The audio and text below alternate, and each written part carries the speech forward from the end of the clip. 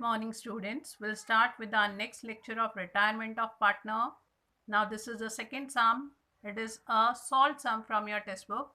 पहले sum पढ़ना start करते हैं. What is given here? Following is the balance sheet of the firm Nana, Nani and Sona who share profit and losses in the ratio of their capital. जो उनका capital है उसमें वो profit share करते हैं. तो पहले क्या काम करते हैं, प्रॉफिट शेयरिंग रेशियो ही फाइंड आउट कर लेते हैं. क्या आएगी उनकी profit sharing ratio? Will be 5:2:3 because their capital is 50,000, 20,000 and 30,000 respectively. तो जीरो निकाल देंगे, इट विल कम 5:2:3. तो वो उनकी ये हो गई इनकी प्रॉफिट शेयरिंग रेशियो. ओके, अब आपको बैलेंस शीट दी गई है 31 मार्च को 2019. Will start with the asset side. सबसे पहले दिया है मशीनरी. मशीनरी क्या करना है, न्यू बैलेंस शीट में लिख के रखनी है. So new balance sheet will write machinery. Machinery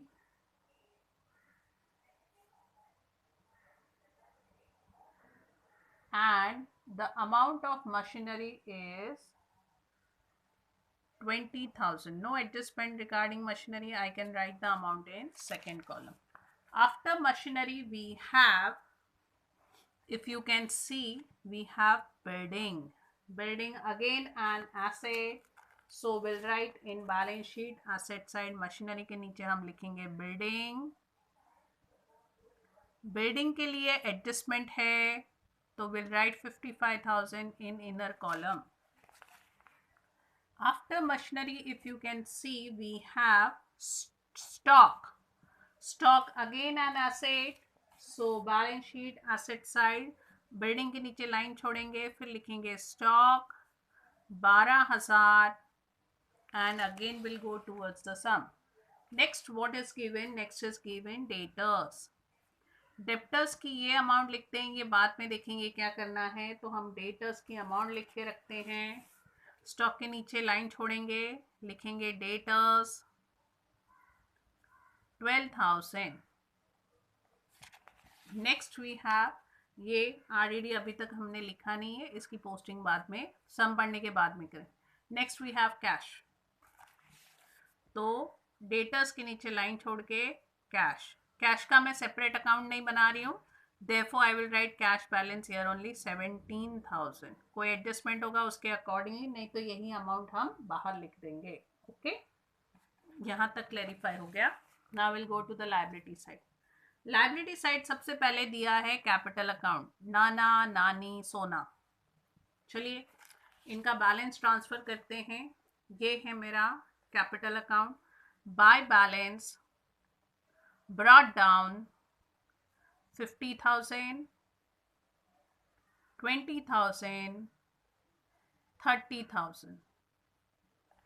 Now next is given, that is creditors and bills payable. दोनों के दोनों जाएंगे लायबिलिटी साइड. तो ये मेरी लायबिलिटी है. ऊपर की जगह मैं कैपिटल वैपिटल लिखने के लिए छोड़ देती हूँ, नीचे लिखती हूँ क्रेडिटर्स 10,000, bills payable 5,000. चलिए हमारी बैलेंस शीट जो है वो हमने पोस्टिंग कंप्लीट कर दी. आगे पढ़ना स्टार्ट करते हैं. पहला एडजस्टमेंट, सोना रिटायर्स.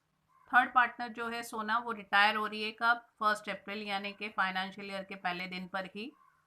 ये एडजस्टमेंट है. पहला क्या है, stock is to be valued at 92% of book value. जो स्टॉक है उसको 8% इनडायरेक्टली बोलेंगे तो 8% का आपको डेप्रिसिएशन करने के लिए बोला गया है. 8% you are suppose to depreciate stock. Less depreciation. अब 12,000 पर आप 8% फाइंड आउट करोगे तो इट विल कम 960. माइनस करना है 960, अमाउंट आएगा 11,040. अब ये हमारा प्रॉफिट तो हुआ नहीं, लॉस है. and revaluation account debit side we will write to stock because it is my loss 960. आगे क्या दिया है? आगे दिया है आपको RDD. RDD is to be maintained at 10% on debtors. Okay, चलिए देख लेते हैं. अब आर डेटर्स यहाँ पर दिया है 12,000. इसके ऊपर अगर मैं RDD फाइंड आउट करती हूँ 10% के हिसाब से तो वो आएगा 1200 रुपये. प्रीवियसली कितना था? सिर्फ एक RDD बचा हुआ था, पहले 1000 था, अब हमने 1200 किया, 200 रुपये इंक्रीज हो गई. वो 200 रुपये मेरा नुकसान हुआ, तो वो 200 जो है उसके लिए हम रिवैल्यूएशन अकाउंट में इफेक्ट करेंगे, इफेक्ट देंगे. और यहाँ पर आया 10,800. This side revaluation account will write 2 RDD 200 rupees difference. 1200 minus 1000. अगला एडजस्टमेंट, थर्ड एडजस्टमेंट में दिया है the value of building is to be appreciated by 20%. Appreciate करना यानी कि इंक्रीज करना है. चलिए इंक्रीज कर लेते हैं. ये है building. Add appreciation at the rate of 20%. 20% on 55,000 it will come 11,000. यहाँ हो गया 66,000. ये 11,000 हमारा फायदा हुआ. Second effect revaluation account credit side by building 11,000. Fourth adjustment क्या दिया है? Fourth adjustment the goodwill of the firm is 12,000. पूरे फर्म का गुडविल 12,000 दिया है. सोना share in same be adjusted in the account of continuing partner in gain ratio. तो पहले सोना का शेयर फाइंड आउट करना पड़ेगा, फिर हमको गेन रेशियो भी फाइंड आउट करना पड़ेगा. पहले सोना का शेयर फाइंड आउट करते हैं. सोना 12,000 पूरे फर्म का गुडविल है. अब सोना का शेयर कितना है? 3 है. So what we are suppose to do? 12,000 into 3 divide by 10. 10 कैसे मिला? 5 + 2 7 + 3 वी गॉट 10. ये 0 यहाँ से कट हो गया, यानी कि सोना का गुडविल है 3,600. This is the goodwill of सोना. ये 3,600 गुडविल हमको एडजस्ट करना है in the old between the old partner in the gain ratio. Okay, तो पहले हम गेन रेशियो भी फाइंड आउट कर लेते हैं और फिर हम आगे डिसाइड करेंगे कि हमें क्या करना है. ये यहाँ पर ऊपर थोड़ी सी जगह है, वहाँ पर मैं गेन रेशियो फाइंड आउट करती हूँ. गेन रेशियो का हमने फॉर्मूला सीखा हुआ था उस दिन. गेन रेशियो का फॉर्मूला है new ratio minus old ratio. New ratio minus old ratio. किसका फाइंड आउट करना है हमको? नाना और नानी का. अब जहाँ तक न्यू रेशियो है, न्यू रेशियो यहाँ पर दी गई है. See here down the new ratio is given 3:1. Sorry, red pen से हाईलाइट करती. 3:1 ये हमारी न्यू प्रॉफिट शेयरिंग रेशियो है. और ओल्ड रेशियो आपको यहाँ पर दिखाई दे रही होगी 5:2:3. This is the old ratio 5:2:3 और ये है 3:1. तो पहले न्यू रेशियो लिखनी पड़ेगी. 3/4. 4 कैसे मिला? 3 + 1 4 माइनस 5/10 और इसका आएगा 1/4 माइनस 2/10. अब आगे करना है. Here we have 4, here we have 10. So what we are supposed to do? Cross multiplication. 3 4s and 3 10s and 4 10s minus 5 into 4, 10 into 4. We got here 30/40 minus 20/40 we got 10/40 और यहाँ पर हमारे पास है 1 into 10, 4 into 10, minus 2 into 4, 10 into 4. So 10/40 minus 8/40, you got here 2/40.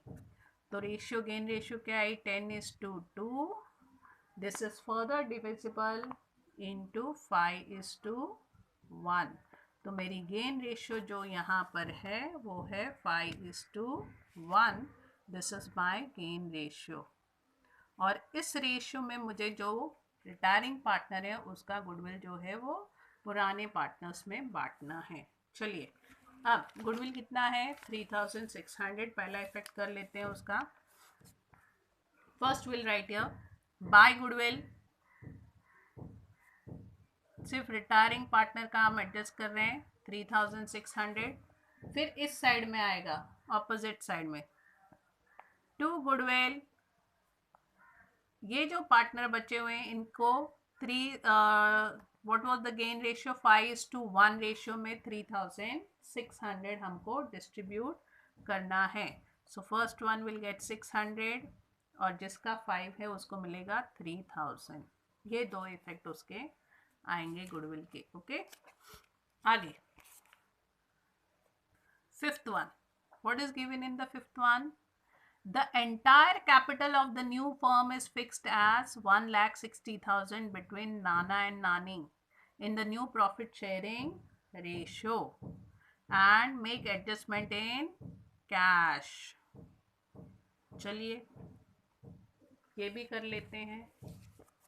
यानी कि यहाँ पर हमको जो बैलेंस कैरीड डाउन है वो लाना है 1,60,000. ऊपर मेरे पास जगह है, मैं यहाँ पर वर्किंग नोट कर सकती हूँ. 1,60,000 ये हमें डिस्ट्रीब्यूट करना है इन द रेशियो 3:1. अब पहले वाले का अगर हम फाइंड आउट करेंगे तो it will be 3/4. Second one if we find it is 1/4. तो इसका आएगा 1,20,000. This one 40,000.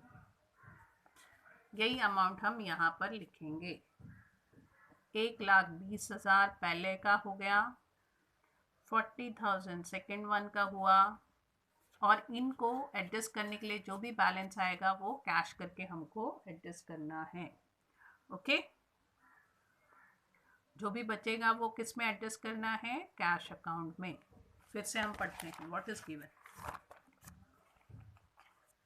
The entire capital of the new firm is to be fixed at 1,60,000. वो हम कर चुके हैं new profit sharing ratio. Making adjustment जो भी बैलेंस आएगा वो कहाँ एडजस्ट करना है? कैश में. और सिक्स्थ जो दिया है द अमाउंट पेबल टू सोना इज पेड इन कैश. उसको भी लोन अकाउंट में नहीं ट्रांसफर करना है, कैश में ही पेमेंट करना है.